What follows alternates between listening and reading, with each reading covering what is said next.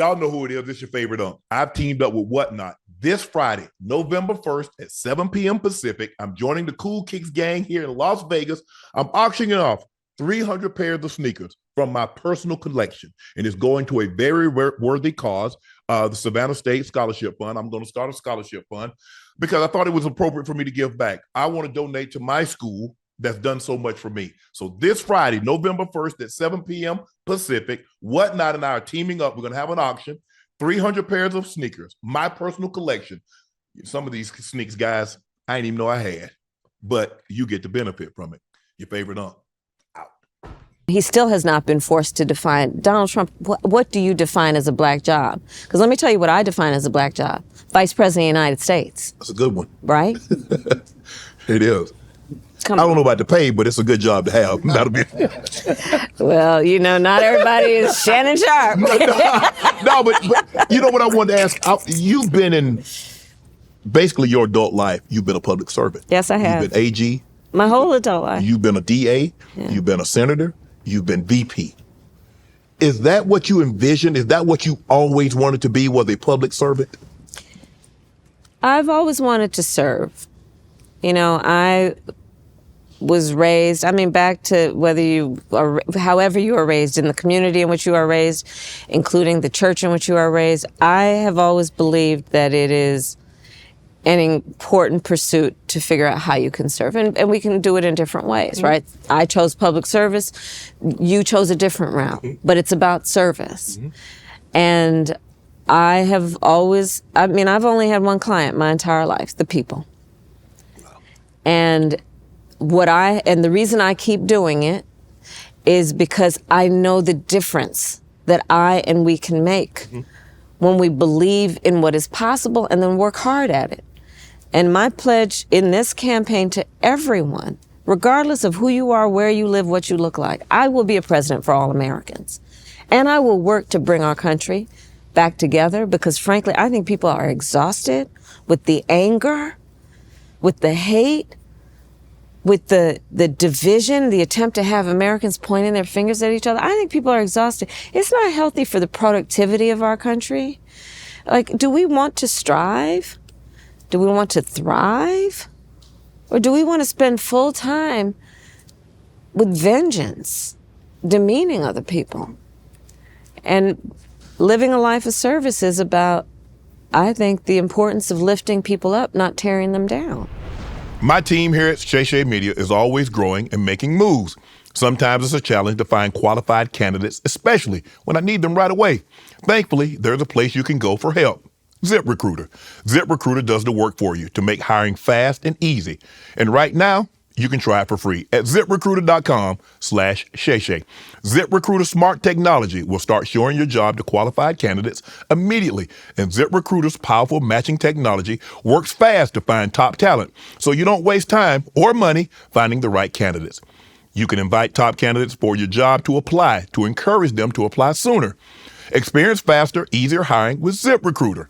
4 out of 5 employers who post on ZipRecruiter get quality candidates within the first day. See for yourself. Just go to ZipRecruiter.com/Shay Shay right now to try it for free. That's the same price as a genuine smile from a stranger, a picture-perfect sunset, or even a cute dog running up to you and licking your hand. Try it for free at this exclusive web address, ZipRecruiter.com/Shay Shay. Again, that's ZipRecruiter.com/Shay Shay. ZipRecruiter, the smartest way to hire.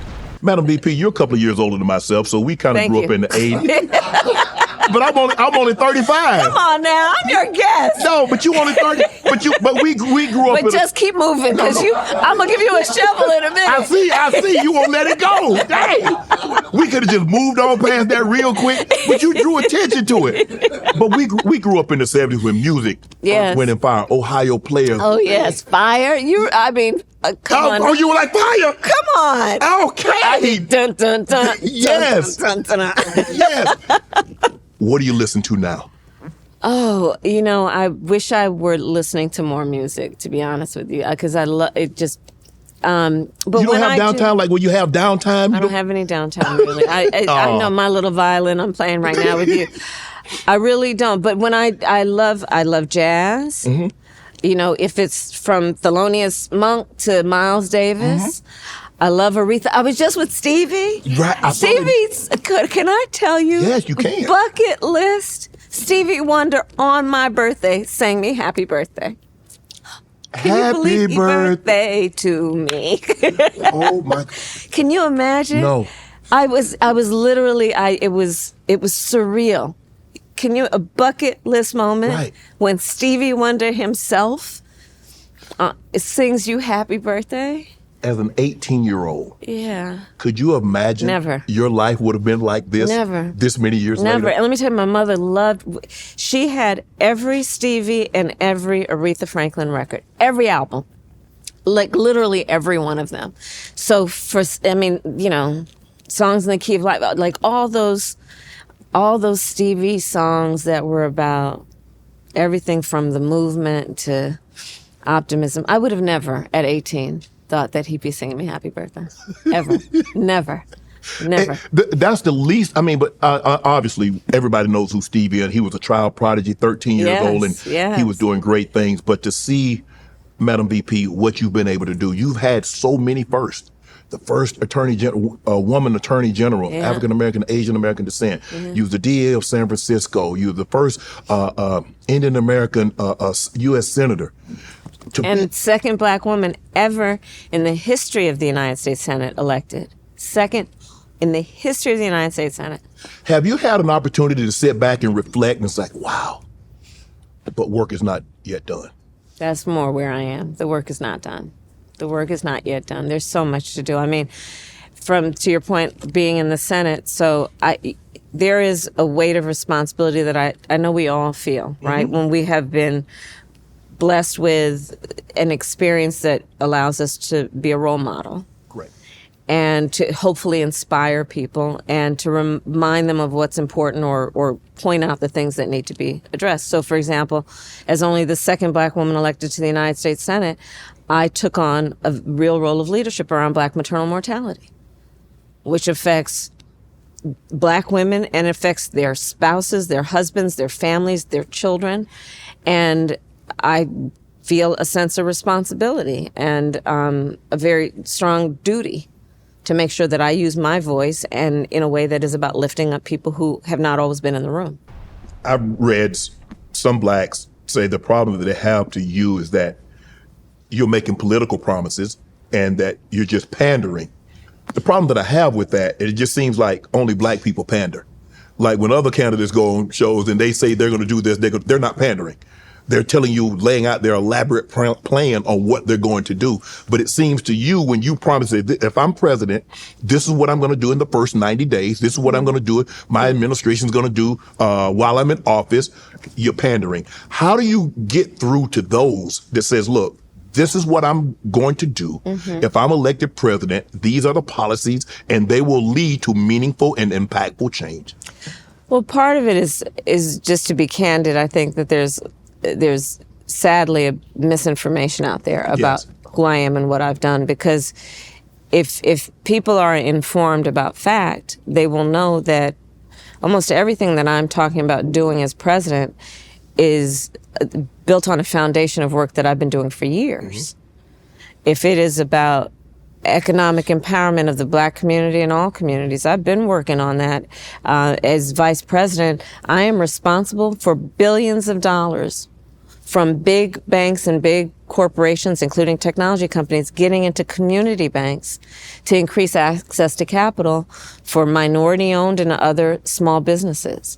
If you look at my work over a period of years, my focus again on something like maternal mortality is long-standing, which directly impacts black men and black women. Right. And the black family. If you look at the work that I am doing that is about small businesses, the person who helped my mother raise us, who was a second mother to us, was a small business owner. I have always focused for such a long time on what we need to do, knowing that our small businesses are part of the culture of our communities, right? Including the economic fabric and strength of the community. So what I'm talking about doing right now is based on longstanding work. It's not new. But as President of the United States, part of why it is important is it is a new approach to that job. It is about a new way that is based on a new generation of leadership, that is based on new ideas, and frankly, a different experience that brings my commitment to the work I am talking about into being.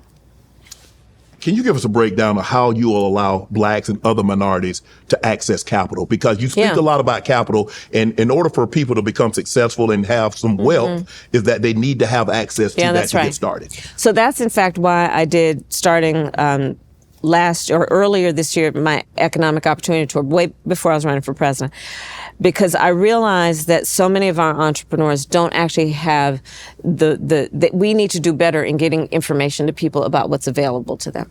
So for example, through the Small Business Administration, there are funds available to help people create a business plan.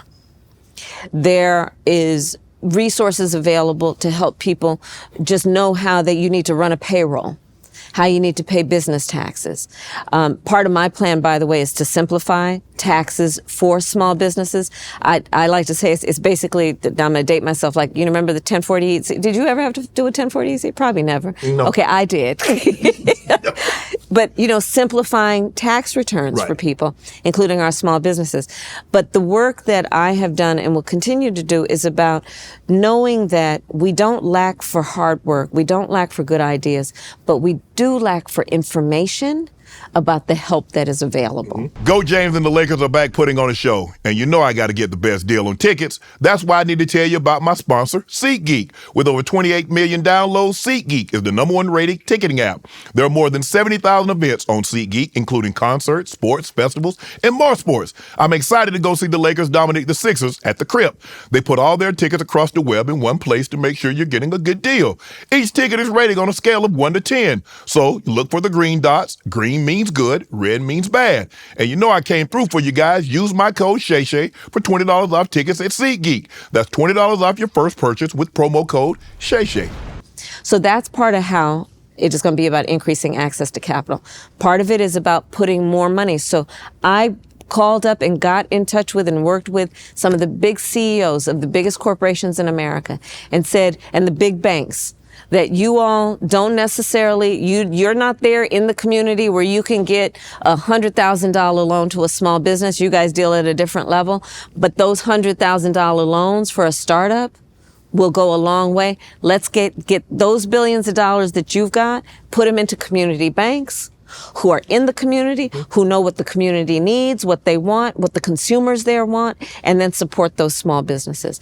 So that's my approach to access to capital, including making sure that people have, again, simplifying taxes for small businesses. You know why, Shannon? Small businesses can't afford to hire a bunch of accountants. Yeah, they can't help. And a bunch of lawyers. But that shouldn't be the reason they fail, because they didn't fill out the form properly. Right. Right? Yes. So my approach is really understanding the culture, understanding the needs, and then trying to fix problems. I love fixing problems with common sense solutions. And again, look, Donald Trump is never going to relate necessarily to the kind of folks that I'm talking about, who on the ground just need to be seen and heard, and then let's fix the problems. Let's address the challenges to let them not just get by, but get ahead. And I want to put a fine point on this. Maybe it's a new perspective. I think it is. I believe that we have had great success in bringing black unemployment down to historic lows. Yes. But for me, that's a floor. For me, that's a floor. Because what I know is that it should be baseline that everybody's working. That's not enough. People want to build wealth. Yes. And intergenerational wealth. Correct. And I want to help people do that, right? Mm-hmm. I know what folks want to be able to take a nice vacation from time to time, have nice Christmas gifts for their kids under the tree. And it can't just be about, well, you've got a job, applaud me for what I've done for you. Right. And that's the spirit with which I do my work. Listen, unfortunately, I've gone viral a few times, but I've never gone viral for GLP-1s for weight loss. So you've probably heard about the once weekly shot that can help you lose an average of 20% of your weight in a year when combined with diet and exercise. But you also may have heard that out-of-pocket costs can be huge, and figuring out insurance coverage is wild. Now Ro is making it easier to see if you're covered for GLP-1s to help you get the best price out there. Want to hear my favorite part? They'll check for free. Yep, it won't cost you a dime to find out if your insurance will cover GLP-1s. 100,000 members and counting have trusted Ro to check their coverage and get the meds at the best price possible, depending on their insurance plan. Just submit your insurance card, and Ro will create a personal insurance coverage report so you can understand your options. Go to ro.co/Shannon for your free insurance coverage report. That's ro.co/Shannon. Start losing weight sooner with GLP-1s through Ro. I saw President Trump on a TV show, and he talked about defunding the Department of Education. Yes.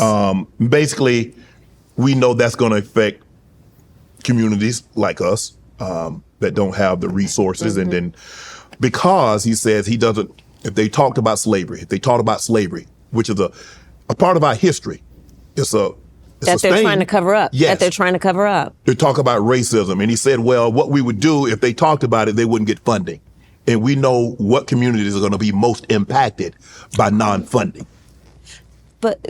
And understand that they want to get rid of the Department of Education and get rid of Head Start.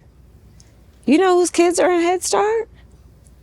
They want to, it is, and to your point, and I'm so glad you pointed this out, you know, these are the same people who basically suggested that enslaved people benefited from slavery. The same people who are trying to ban and are banning books. Mm-hmm. And again, if we don't teach America's full history, we will never ensure that we don't make the same. Yes. To do those same things again. Let's learn from that painful part of our history to make sure we don't repeat it, but not by not covering it up. Let's have an open and honest conversation about it. It happened. And the effects of it. Yes. And the present day effects of it. Mm-hmm. I think we both agree. I think we can all agree on this, that there is a problem with, I don't know how the correct term, I think it's undocumented. Mm. How do we get a hold on that, Madam VP? How do we make sure, because I think I've heard you say you want a path to citizenship, but we want to, make sure people come in and do things properly. Yes, that's exactly right. So first of all, I have personally prosecuted transnational criminal organizations. Mm-hmm. For the trafficking of guns, drugs, and human beings. I have prosecuted the Sinaloa cartel, okay? The Guadalajara cartel. So I put my record up to anybody in terms of how strongly I feel about having a secure border mm-hmm. and making sure that there is not that kind of trafficking into America. I also know that we need to put more resources at the border, which is why I supported a bill that came about, including from the most conservative members of Congress, to put 1,500 more border agents at the border, to do what we need to do to cut down the flow of fentanyl coming into the United States, which is killing people of every race and background. More resources would have gone to prosecuting human trafficking. Donald Trump got word of that bill. And he knew it would be a solution to a problem, which is that we have a broken immigration system. Mm-hmm. He got word of the bill, and he told his friends in Congress, don't put it up for a vote. Don't let it go any further. Because, you see, he wants to run on a problem instead of fixing a problem. Right. And is putting out tens of millions of dollars of campaign commercials full-time, trying to suggest that he cares about strengthening the border when he had an opportunity to participate in a solution, which he killed, because he's not about problem solving. It's about a political game for him. My point is, we got to strengthen the border, and we need to have an immigration system that is fair and humane and strong in terms of making sure that people have to earn citizenship. They have to work hard to get it. My plan includes also strengthening what we need to do in terms of, illegal entry in between ports of entry. Okay. What we need to do to put more support for Border Patrol agents, put more technology at the border. But it includes also, I'm never going to talk about people from Haiti eating their pets. Right. And I think that we also know we don't want an immigration system that's about separating children from their parents. We can do it in a humane way, but the bottom line is we can fix these problems. The solutions are at hand. He stands in the way. Right. And in particular on this issue. If you were to become president, would you ask Congress to reinstitute that bill and try to get it through? Absolutely. And also I would work across the aisle with Republicans. There are a lot of Republicans supporting me in this campaign. And I would work with Republicans to bring this bill back up so I can sign it into law. Right. And I do want to talk about that for a moment. This is not 2016 or 2020 in terms of how people are thinking about Donald Trump. He was president, and the people who worked the most closely with him, Republicans at the highest level, his former chief of staff, his former defense secretaries, his former national security advisor, and his former vice president, have collectively said he is dangerous and unfit to be president of the United States. And Shannon, you can just watch his rallies. I mean, did you see that 39 minutes of him swaying back and forth to YMCA? No, the man, you have to watch, and I encourage everybody who's watching this, watch what he's doing at these rallies. He is increasingly unstable and unfit to be president, according to the people who knew him best. All Republicans, by the way, who I just referred to. Right. Who know he is unfit to be commander-in-chief. He who will talk about service members. A lot of your listeners and the people who are a fan of your show have served or do serve in the United States military. He talks about military service members as being uncourageous, as being cowards, suckers, and losers. Yeah. This is how the man talks. And so let's not get distracted by who he was on The Apprentice. Right. Let's not get distracted by whatever, building in whatever city in Vegas or wherever has his name on it. Let's look at the job of President of the United States. And is he fit to do that job? And by the people who know him best, including most recently, a 4-star Marine general, his former chief of staff, they all say, those who know him best, he is unfit and dangerous. The previous administration, your administration that you were in, they got kudos for the student loan relief. Yeah. What's the contingency plan? Because I see it's still trying to go through and some of the courts have shot it down. Do you have a contingency plan to continue the student relief? I'm going to keep fighting for it. And yes, because first of all, what I know is that too many people have been weighed down by their student loan debt. Yes. To the point they question whether they can have a family, whether they can retire at some point, whether they could buy a home. So that's why I pushed for what we did around student loan debt. And thankfully, for example, we have billions of dollars in student loan debt relief that have gone, for example, to public servants like teachers and nurses and firefighters. But there's more we need to do. But, if I go into various communities like here in Atlanta and ask people how many people got their student debt relieved, the number of hands that go up and the life-changing experience people have had, reminds me of the importance of this fight, and I'm going to continue to do it. Have you let people know that President Trump, if he were to get back into office, he wants to offer police complete immunity? That they can do no wrong, no matter how egregious the act may be, they have complete immunity. Do people understand what that means? Do they really understand what that means, Madam VP?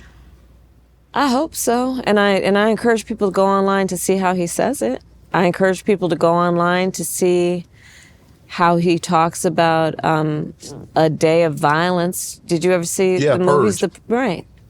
Understand. Again, don't take my word for it. Take his. Yeah. Take his. And see where he stands on these issues. Want to join Club Shay Shay? Become an official member by hitting that subscribe button, where you never know who's going to be joining us for drinks and conversation. Don't be late to the party, because we like to do something before two something.